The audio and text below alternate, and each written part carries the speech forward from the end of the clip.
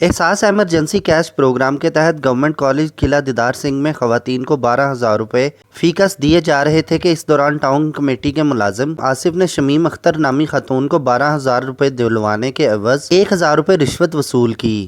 اطلاع ملنے پر پولیس نے فوری کارروائی کرتے ہوئے ملزم کے خلاف مقدمہ درج کر کے اسے رنگے ہاتھوں گرفتار کر لیا اور 1,000 روپے کا نوٹ بھی برآمد کر لیا۔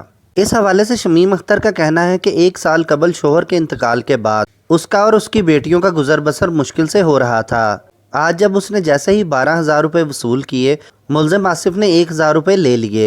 میں کہ ہاں بیٹا کہندا بھی چل تسی مینوں 12,000 روپیہ دے دو، میں کہ پڑھ تے میں اپنی بچیاں کول پہنچ جاندی سبزی دا نا تے کم کردیاں نے سونی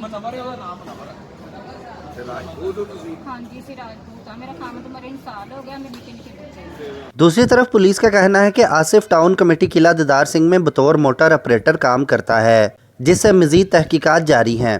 مزید ویڈیوز دیکھنے کے لیے چینل سبسکرائب کرنا نہ بھولیں اور بیل کے آئیکن پر کلک کریں۔